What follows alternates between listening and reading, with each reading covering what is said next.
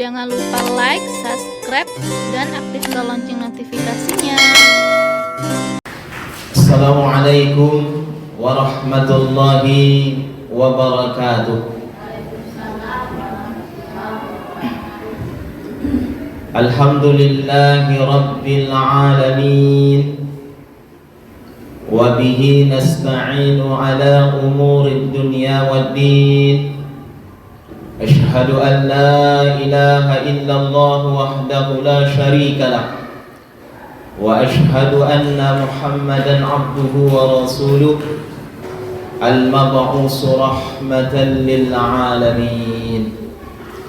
Qala Allah ta'ala fi kitabihil karim. A'udzu billahi minasy syaithanir rajim. Bismillahirrahmanirrahim. Ya ayyuhalladzina amanu kutiba alaikumus siyam kama kutiba alal ladzina min qablikum la'allakum tattaqun. Yang saya hormati Ibu Ketua Pengurus Majelis Ta'lim Mushallah An-Nasirun. Saya hormati ibu-ibu sekalian, jamaah yang dimuliakan oleh Allah, yang tidak bisa saya sebutkan satu persatu.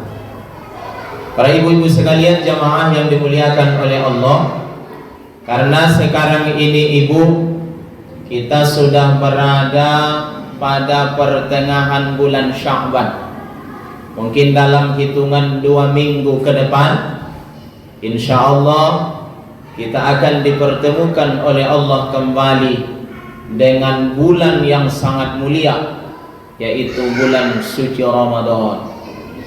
Harapan kita ibu, nanti kalau Allah pertemukan kembali dengan bulan suci Ramadan, Allah berikan kepada kita kelapangan waktu yang seluas-luasnya, sehingga bisa mengisi Ramadan tersebut dengan sholat tarawih pada malam harinya, puasa pada siang harinya, siang dan malamnya kita isi dengan pembacaan Al-Quran atau tadarus Al-Quran.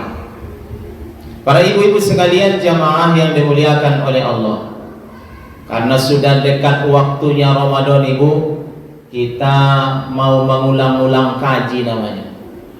Sebetulnya saya bukan mengguru ibu, mengulang-ulang kaji, menyegarkan kembali ingatan kita tentang mungkin rukun puasa, syarat puasa yang membatalkan puasa.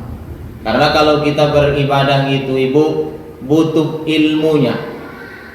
Harus ada pengetahuan kita tentang apa yang mau kita buat, supaya ibadah yang kita lakukan diterima oleh Allah Subhanahu wa ta'ala. Kita mengkaji tentang puasa ibu pada sore hari ini. Puasa secara bahasa ibu dimaknai al-imsak. Kalau bahasa Arabnya siam, saum, maknanya al-imsak, artinya menahan. Jadi kalau secara bahasa yang sifatnya menahan disebut namanya puasa. Kalau ada orang berpantangan makan daging kambing karena sering katanya kumat darah tingginya, dia tak mau makan daging kambing, dia menahan diri dari makan daging kambing. Kalau secara bahasa puasa namanya. Ada orang tidak mau makan yang lemak-lemak. Sekarang ini katanya masanya diet. Kalau banyak yang dijejali makanan yang lemak-lemak, dietnya nanti tak berhasil. Keinginannya mau ramping. Nah, jadi dia berpantangan dari makan yang lemak-lemak. Itu secara bahasa sebut juga puasa. Makanya kalau kita buka Ibu surah Maryam ayat 26,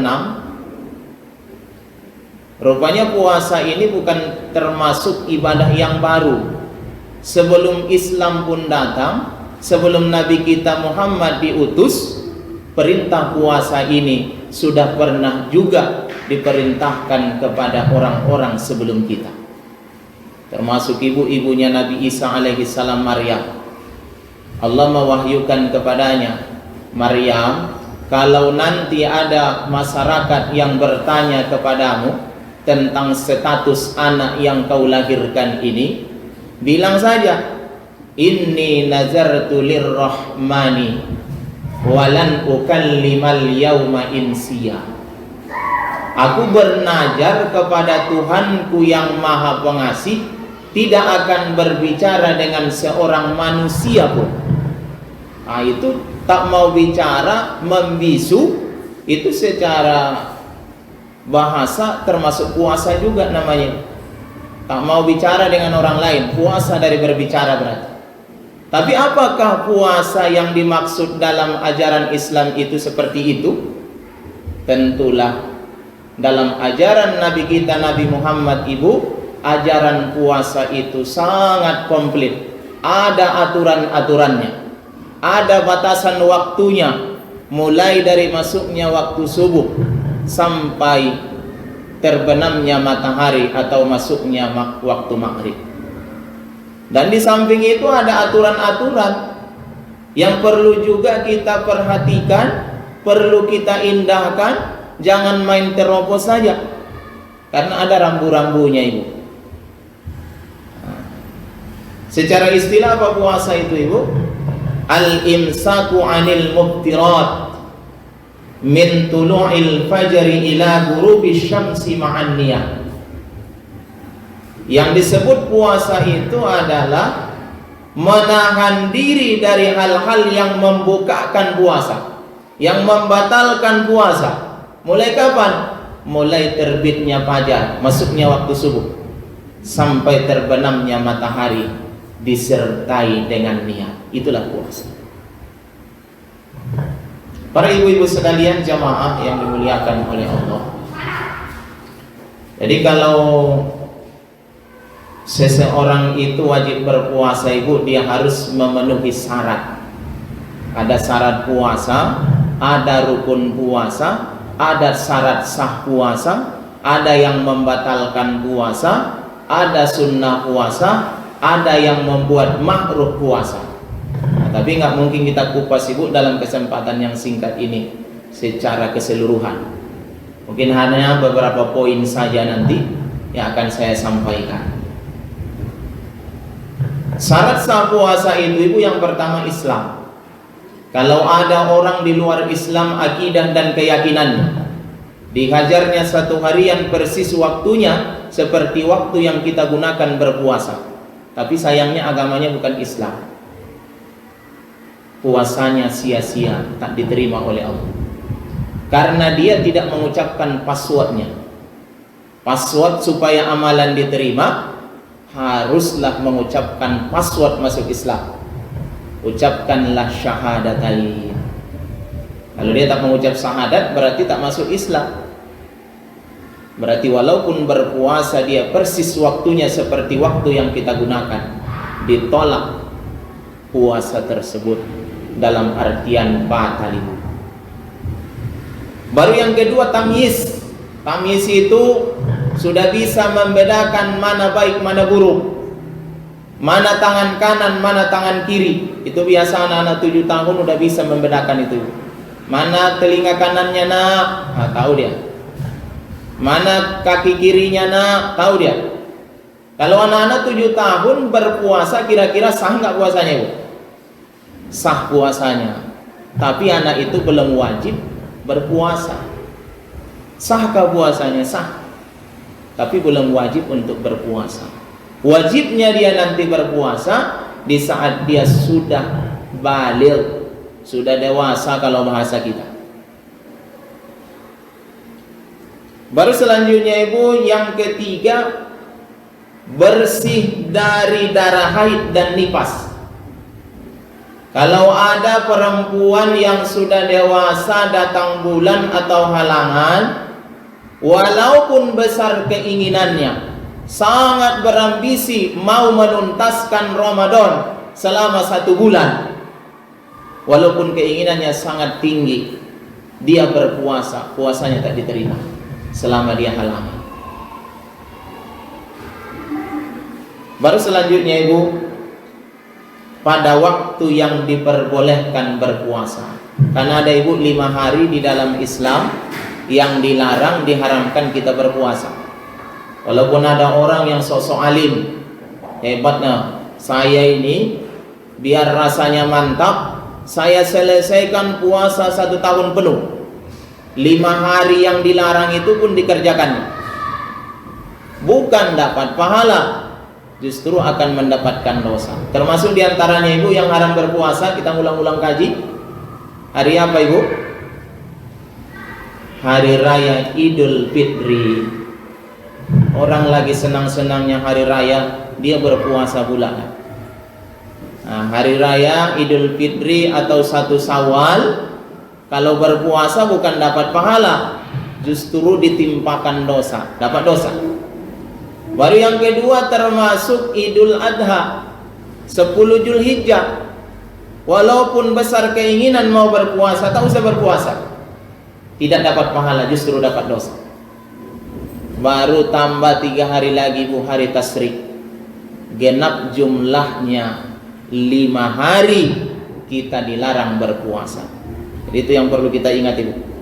Kalau mau sah puasa kita, harus kita penuhi syaratnya tadi.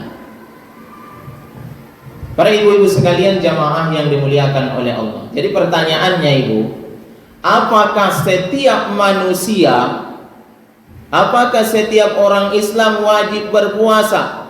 Tidak boleh ditawar-tawar. Rupanya ada beberapa kelompok ibu yang diberikan mereka keringanan tidak berpuasa. Ada beberapa kelompok mereka boleh tidak berpuasa. Kelompok yang pertama siapa itu? Musafir, orang yang dalam perjalanan. Biasanya disebut musafir itu ibu, kalau kita layak melakukan qashar salat dalam perjalanan itu, disebutlah namanya musafir. Sekitar 89 km. Tapi sekarang ini ibu ada perubahan, pergeseran sedikit tentang 89 km itu masih layak nggak disebut musafir. Sekarang ini kan ibu kendaraan bukan, kalau zaman dahulu mungkin unta, kuda. Sekarang ini sudah ada mobil yang cepat, ada pula lagi pesawat. Kalau naik pesawat 200 km mungkin tak sampai setengah jam ibu. Ke Jakarta aja mungkin 2 jam katanya udah sampai. Jadi kalau cuman 200 km tak sampai setengah jam di atas pesawat, masih layak nggak disebut sebagai musafir? Makanya ada yang mengatakan ibu, diserahkan kepada halayak ramai, masyarakat umum, masih layak nggak dia disebut sebagai musafir? Nah, tapi kalau ke Makkah sana 8 jam layak lah ibu naik pesawat. Tapi kalau ibu naik mobil, naik Honda 100 km layak disebut sebagai musafir. Kalau rasanya memberatkan kali perjalanan itu, kalau melakukan ibadah puasa, ada rukhsah, ada keringanan, ada izin bagi kita untuk membatalkan puasa. Tapi nanti selepas Ramadan harus diqadha. Para ibu-ibu sekalian jamaah yang dimuliakan oleh Allah. Baru selanjutnya ibu yang kedua, sakit. Kalau sakit, tapi sakitnya itu yang agak berat lah sedikit ibu. Jangan hanya pening kepala karena tak ada duit, pening kepala saya. Kenapa tak puasa, pening kepala saya? Kalau rasanya sakitnya itu kalau puasa tambah parah sakitnya, bolehlah membatalkan ibadah puasa. Tapi nanti diqadha. Jangan pula merasa merdeka, nah, ini udah boleh tak puasa kan, harus diqadha. Baru yang kedua ibu, wanita hamil dan wanita yang menyusui. Kalau wanita itu sedang hamil, kalau kita lihat mazhabnya Syafi'i, kalau wanita hamil dan menyusui, dilihat apa alasan ibu itu tidak berpuasa. Ada orang beralasan rasanya badan saya terlalu lemah kalau berpuasa dalam kondisi mengandung, itu nanti wajib qada selepas Ramadan. Tapi alasan dia bukan itu. Saya khawatir asupan gizi janin saya ini berkurang hingga optimal nanti anak saya dalam kandungan. Karena saya puasa, asupan gizi berarti berkurang. Jadi kata Imam Syafi'i, orang yang alasannya seperti ini karena anaknya dia tak berpuasa, dia kena dua, kena qada dan juga kena fidyah. Nah, itu. Baru terus orang yang berusia lanjut, umurnya udah 70, 80, setengah jam aja tak ada masukan makanan apa-apa, udah letoi nenek itu. Nah, jadi kalau yang model ini bolehlah ibu tak usah berpuasa, boleh fidyah. Wa 'alal ladzina yutikunahu fidyatun ta'amu miskin. Bagi orang-orang yang tidak mempunyai kekuatan, kesanggupan untuk melakukan puasa, hendaklah ia mengeluarkan fidyah. Mengeluarkan fidyah kepada orang-orang miskin. Jadi takarannya fidyah itu berapa ibu? Kan itu. Jadi takaran fidyah itu ibu, ada yang mengatakan 1/4 takaran zakat fitrah. Ada yang mengatakan sekitar 600 gram, di sekitar 6 on. Tapi orang sekarang ini ada pula yang membuat ibu membayar fidyah itu bukan beras, pakai uang. Bolehkah itu? Kalau menurut yang saya baca mazhab Hanafi boleh. Zakat pakai uang boleh. Kalau Imam Syafi'i harus makanan pokok. Itu yang kita jadikan sebagai zakat fitrah atau fidyah. Nah, tapi ada orang buat, dia agak lumayan keuangannya, saya jadikan duit aja lah. Kalau nasi bungkus, mungkin kalau orang dalam satu hari butuh makan 2 kali, pagi dengan sore, nasi bungkus kira-kira 15.000. 2 nasi bungkus berarti 30.000. Perharinya dihitungnya 30.000. Nenek itu 1 bulan tak puasa. Ayo kalikanlah ibu, 30.000 kali 30 hari ya. Berapa itu ibu yang ahli matematika ini? 900.000. Nah, kan? Kalau kepada orang yang pas kita tanya cepat jawabannya kan? Nah, itulah ibu-ibu ini mudah-mudahan ahli matematika. Nah, setidak-tidaknya ibu 600 gram itu tadilah. Kalau beras kita kasih setidak-tidaknya. Kalau lebih boleh. Yang tak boleh itu kalau kurang. Nah, itulah fidyah itu. Baru selanjutnya ibu, orang yang boleh tidak berpuasa. Siapa itu? Orang yang lapar dan haus yang bersangatan. Ini Ramadan kan ibu, biasanya cuaca panas terik. Orang Arab memberikan nama bulan biasanya sesuai cuaca dan kondisi, sesuai musim. Nah, biasanya Ramadan itu panas terik. Nah, tak mampu dia melakukan ibadah puasa itu. Udah lemah aja bawaannya. Bangkit pun tak bisa, terbaring aja. Daripada dikhawatirkan dia mendatangkan penyakit, nah, suruh aja lah dia makan. Tapi nanti diqada selepas Ramadan. Kalau lapar dan juga hausnya bersangatan, boleh. Baru terus ibu, orang yang dipaksa. Mungkin ada orang jalan-jalan dia entah ke hutan entah berantah, pergi dia kemana-mana berjalan. Dia disekap oleh orang-orang yang tidak dikenalnya, dipaksa dia makan. Padahal bulan suci Ramadan, berangkat tadi jalan-jalan ini dalam kondisi berpuasa, dipaksa dia makan nasi ini 1 periuk ya ini. Ya mau tak mau, daripada nyawa melayang, dihajarnya juga. Jadi kata ulama boleh saja diikutinya itu. Karena ada hadis Nabi yang mengatakan rufi'an ummatil khata' wan nisyan wa mastu'rihu alaihi. Diangkat catatan amal. Maksudnya enggak dicatat sebagai dosa bagi orang-orang yang tersalah dan orang yang lupa dan juga orang yang dipaksa. Kalau dipaksa dia ibu, tidak masuk catatan dosa dia, namanya dipaksa. Hati tak ingin tapi dipaksa. Para ibu-ibu sekalian jamaah yang dimuliakan oleh Allah. Selanjutnya ibu, sampai jam berapa biasanya ibu? Udah? Sampai 5:30 ya? Nah, terlalu banyak. Selanjutnya ibu, kita mengkaji rukun puasa. Tentang rukun ini pun nanti ada perbedaan di kalangan para ulama. Rukun puasa ada 2 ibu. Yang pertama niat. Niat itu menurut mazhab Syafi'i, mulai kapan niat itu dimulai? Mulai sejak masuknya waktu maghrib sampai sebelum masuknya waktu subuh. Boleh. Makanya terkadang di tempat lain, entahlah di sini bu, niat puasa itu biasa selepas sholat tarawih gitu kan. Ada di sini bu, enggak tak buat di sini ya. Ada tempat lain gitu. In wasiyama rahimakumullah. Mari kita niat. Katanya kan, diajaknya para jamaah berniat selepas sholat tarawih itu. Boleh kita berniat. Tapi jangan sempat masuk subuh baru mulai berniat.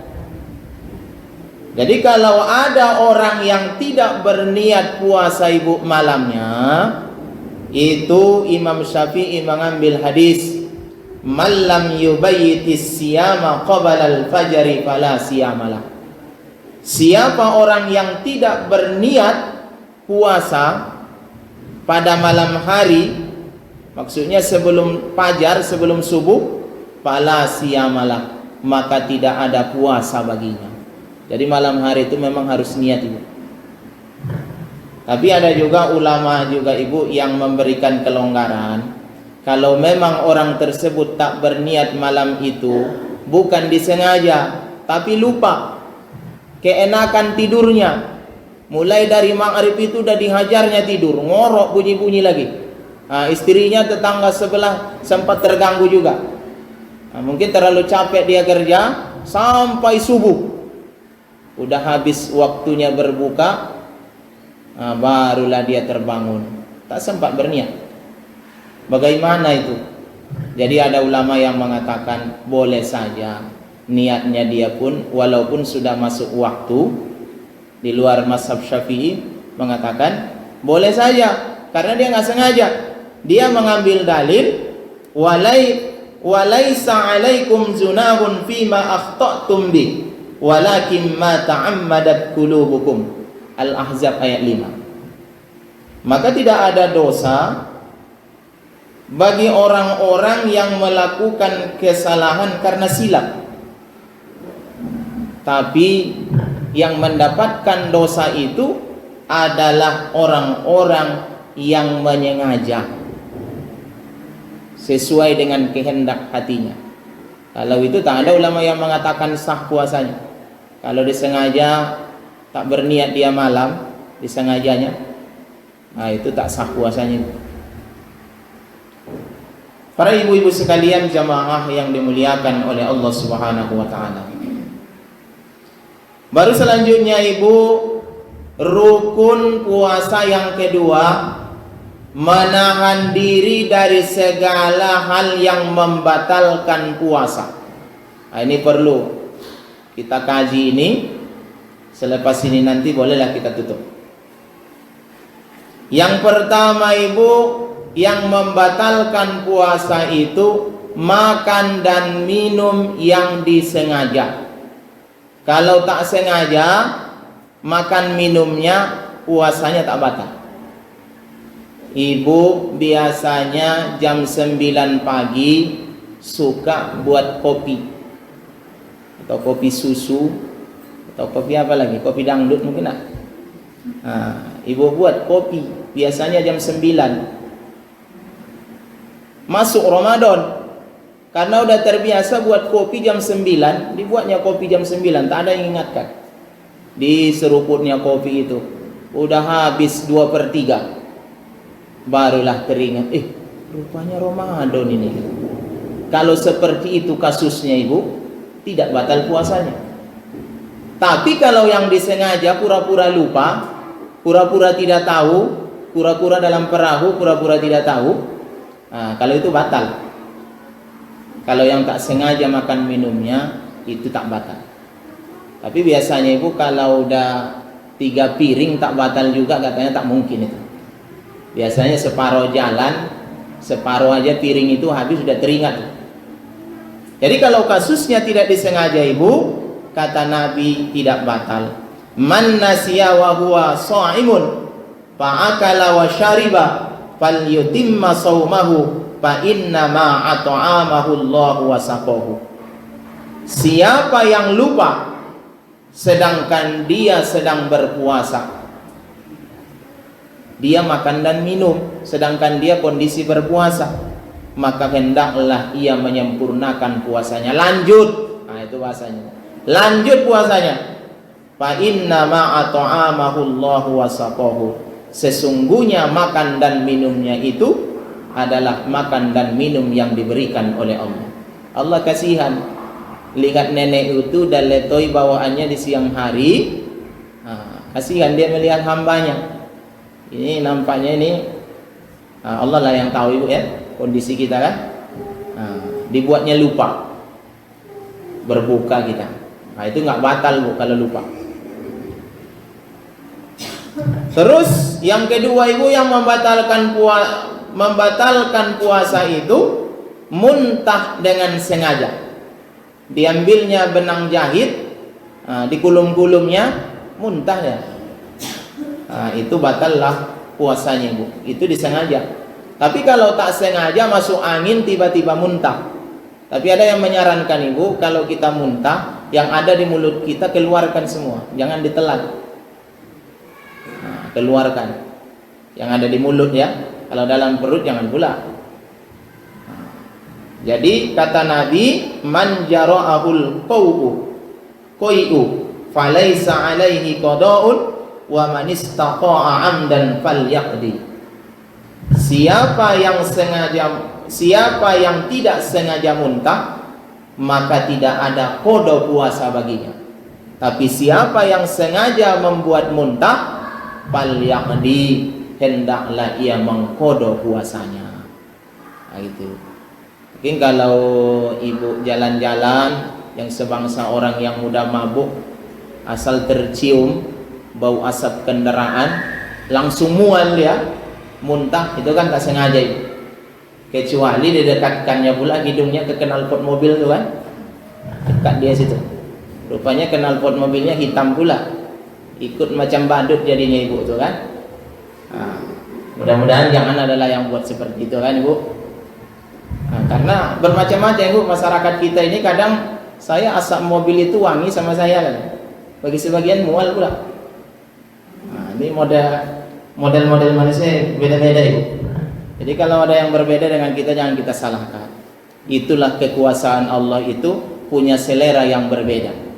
Itu juga ibu, milih suami pun kita berbeda-beda itu seleranya. Biar semua makhluk Allah itu sama-sama laku. Begitulah Allah buat. Makanan pun gitu juga, seleranya berbeda-beda. Ada terkadang suami paling suka dia kepala ikan, istrinya bukan, dia bagian ekor. Pun kalau sama-sama suka bagian kepala, bisa berantem suami istri. Syukurlah ibu. Jadi ibu pun gitu juga, milih bapak dulu. Coba kalau seleranya sama semua, berebut kan, bersaing jadinya. Saya kalau suami itu tipenya harus seperti ini, modelnya harus seperti ini, warna kulitnya harus seperti ini, bermacam-macam. Itulah kekuasaan Allah itu. Para ibu-ibu sekalian jamaah yang dimuliakan oleh Allah Subhanahu wa taala. Baru selanjutnya ibu yang membatalkan puasa itu adalah jima. Maaf katanya melakukan hubungan suami istri pada bulan suci Ramadan. Maksudnya di siang hari bulan Ramadan itu. Nah, ini hati-hati ibu. Makanya ada yang menyarankan kalau udah dekat-dekat Ramadan tak usah nikahkan anak dulu. Takut nanti kebablasan. Yang namanya pengantin baru ini pantang dekat. Langsung lengket nanti. Nah, itu kalau mereka melakukan pelanggaran, melakukan hubungan suami istri di bulan suci Ramadan ini, mereka akan kena sanksi dan denda. Itulah kasus yang pernah didatang seorang sahabat datang kepada Rasulullah. Ya Rasulullah, aku udah celaka ya Rasulullah. Apa yang kamu lakukan? Aku melakukan hubungan suami istri ya Rasulullah di siang hari bulan Ramadan ini. Kalau begitu sahabat, kau harus menebus kafarah. Kau harus menebusnya. Apa yang saya lakukan ya Rasulullah? Kamu harus memerdekakan budak. Kalau kamu punya duit. Saya ya Rasulullah nggak ada duit. Baru kamu harus berpuasa 2 bulan berturut-turut. Bagaimana ya Rasulullah 2 bulan? 1 bulan aja tak lolos saya. Kecolongan juga, kebablasan juga. Bagaimana pula 2 bulan? Gak bisa saya ya Rasulullah. Nah, kalau begitu siapkanlah makanan untuk 60 orang fakir miskin.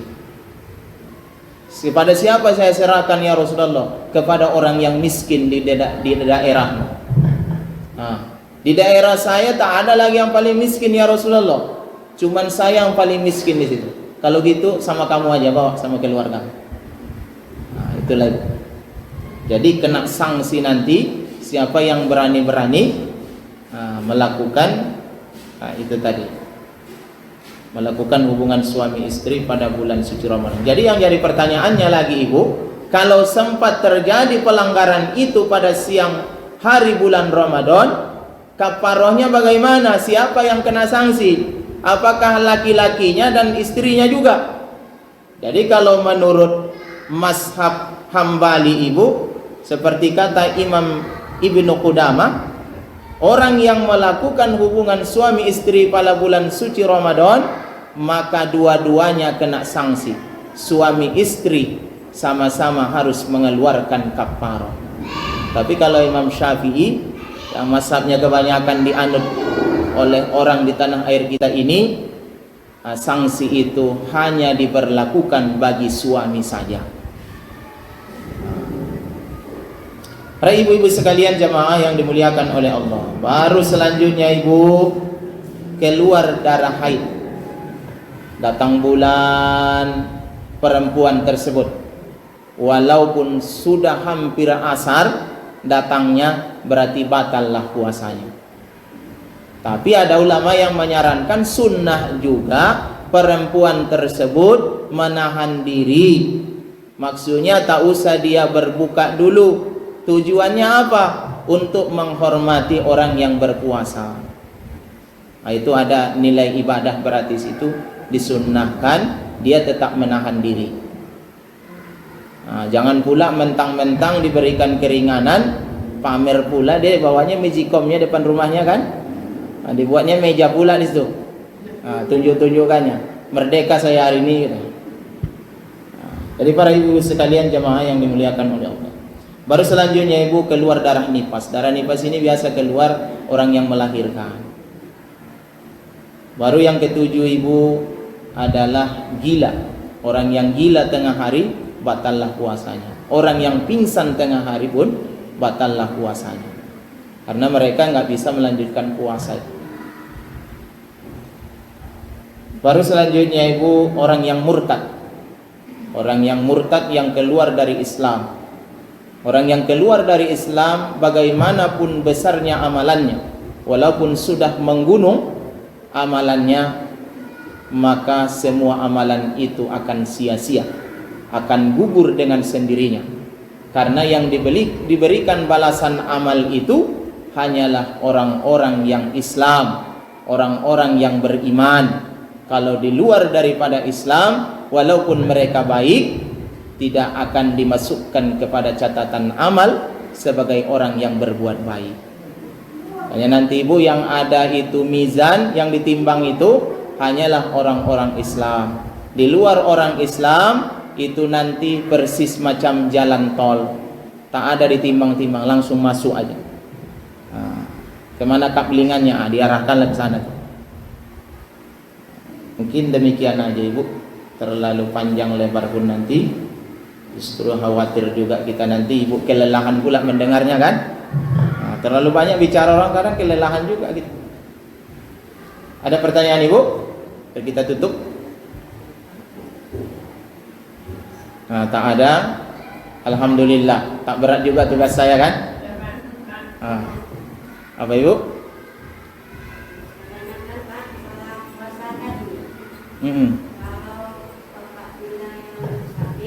Yo.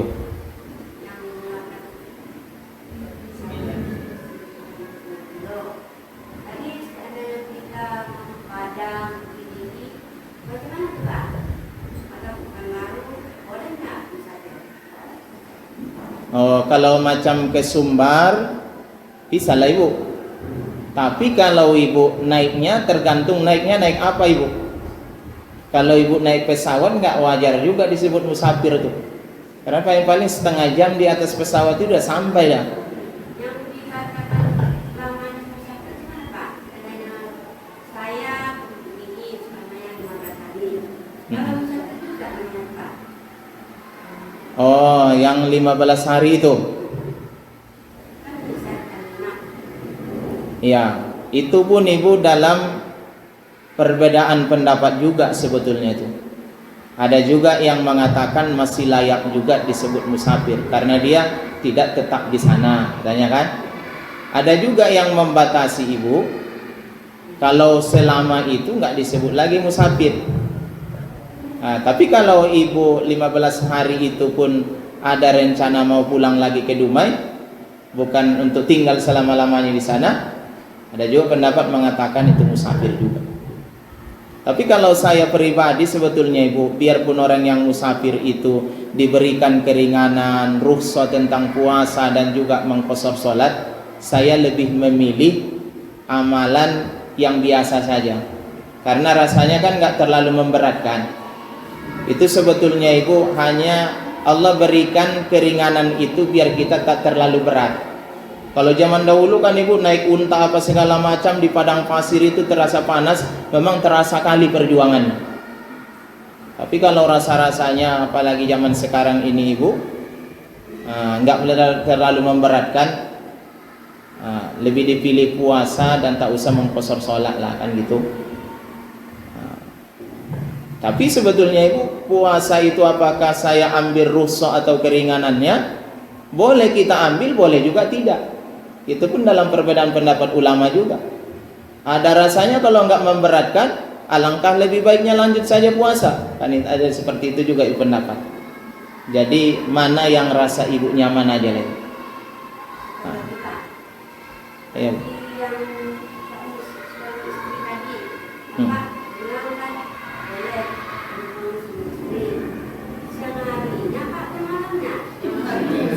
Yang apanya ibu? Oh iya ya, jadi tanda tanya tadi ya bu ya. Yang tidak boleh itu siangnya itu bu. Kalau malamnya bebas. Apa namanya? Smackdown apa tuh? Ya, itu boleh bu. Kalau itu boleh. Dulu ibu, awal mulanya jeda waktu berbuka itu sangat singkat. Mulai dari masuk maghrib sampai isya. Siapa yang tertidur antara maghrib dan isya, tak ada kesempatannya untuk berbuka lagi. Kalau seandainya ada hajat-hajat kita untuk pasangan kita, masuk waktu isya tak boleh dilakukan lagi. Begitulah singkatnya jeda untuk berbuka itu. Tapi ada yang bermasalah ibu tentang singkatnya ini.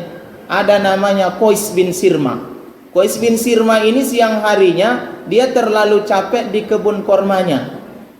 Pulang dia maghrib, ditanyanya istrinya, istriku ada nggak makan untuk berbuka? Tak ada suamiku. Bentar, saya pinjam dulu ke tetangga sebelah. Pas istrinya lagi minta makanan ke tetangga sebelah, tiba-tiba dia tertidur. Datang istrinya, suami udah tertidur, udah ngorok, betapa malangnya lah nasibmu suamiku. Kalau udah tertidur nggak boleh berbuka lagi, udah mulai harus menahan. Terakhirnya ibu puasa wisol, lanjutlah dia sampai besok. Di tengah hari dia pingsan. Itulah ibu ada yang mengatakan turunlah ayat kulu washrabu hatta yatabayyana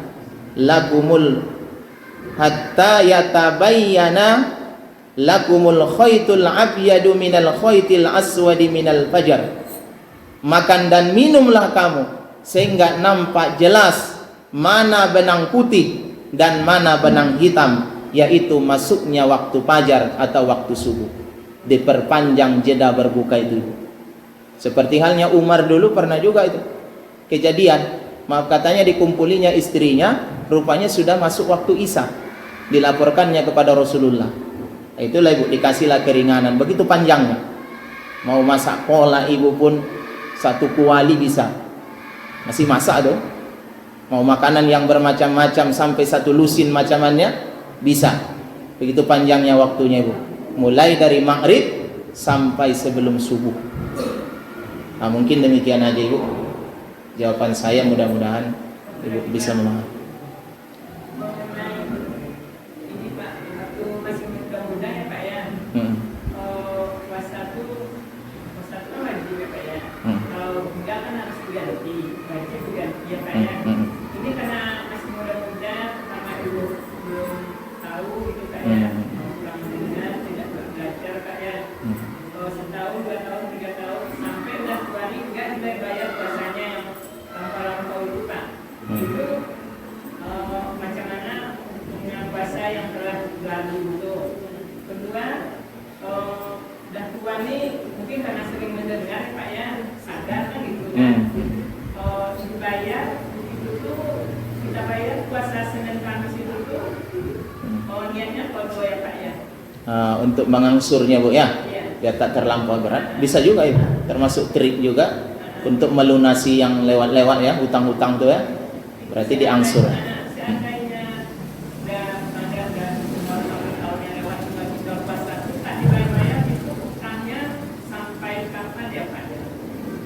Itu sebetulnya ibu perkiraan kita saja. Kira-kira dulu masa mudanya berapa Ramadan kita jumpai yang tertinggal itu. Sebenarnya kita kalkulasikan, kita hitung-hitung berapa kira-kira ibu. Jadi ibu angsurlah melalui puasa Senin Kamis itu tadi kan, mengangsur-angsurnya kan biar tak terlampau berat. Perkiraan aja lagi bu, karena untuk menghitungnya mungkin udah susah. Kalau rasanya udah yakin, misalkan sekian banyaknya, mudah-mudahan Allah memberikan kemaafan nanti bu kan, kalau kita keliru.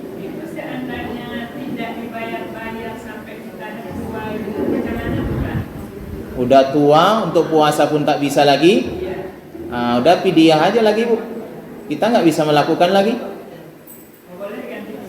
ya, fidyah aja lagi bu, tak ada lagi solusi yang lain lagi kan, mau melakukan nggak bisa lagi. Itu puasa misalnya kan puasa itu 29 hari ya Pak ya, kita kayak misalnya kan seminggu. Itu yang puasa yang udah kita misalnya itu karena ganti-ganti itu yang kita laksanakan yang 3 minggu itu diterima Allah. Yang mana tadi bu? Kan kita diwajibkan sebulan. Iya iya. Kalau kita kan karena haid cuma 3 minggu bisa Pak ya. Oh iya iya betul. Jadi setelah itu katanya dia ada perasa dengan puasa yang tidak dibayar-bayar itu, puasa misalnya tahun 2020 kita bayar, ini dah masuk bulan tidak kita bayar juga. Itu puasa kita yang istilahnya ompong-ompong itu tuh gimana Pak? Sebetulnya itulah ibu terjadi perbedaan pendapat di kalangan ulama. Seperti Imam Syafi'i itu mengatakan ibu, kalau seandainya tahun yang lalu saja belum kita bayar sampai hari ini, sementara Ramadan sudah mau masuk lagi, jadi kan udah terlambat, kita seharusnya sebelum Ramadan udah kita selesaikan. Ternyata belum selesai juga. Kalau Imam Syafi'i berpendapat orang itu akan kena 2 nanti. kena kodo dia, kena kodo dan juga kena fidyah sebagai sanksi karena dia melambat-lambatkan padahal dia mampu untuk mengkodo itu. Itu ibu, udah terlewat pula lagi Ramadan yang kedua lagi. Sebagai sanksi dianjurkan dia mengeluarkan fidyah. Tapi ada juga ulama yang mengatakan ibu, ya walaupun seperti itu udah masuk lagi Ramadan yang kedua, tidak ada membayar fidyah, tetap kodo aja katanya kan ibu. Sebetulnya masuk juga secara logika sebagai sanksi peringatan supaya orang tak terlalu mengabaikan kewajiban itu, hutang kepada Allah, supaya disegerakan. Ada pendapat seperti itu ibu.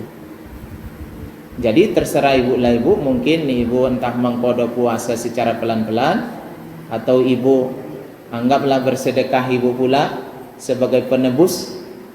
Itu tadi apa namanya ibu, kelalaian kita itu. Mudah-mudahan Allah memberikan keampunan. Itu aja mungkin ibu yang bisa saya jawab. Udah ibu, kita tutup ya. Ya, mudah-mudahan ibu-ibu bisa paham apa yang saya sampaikan. Wallahul muwaffiq ila aqwamit thoriq. Assalamualaikum warahmatullahi wabarakatuh.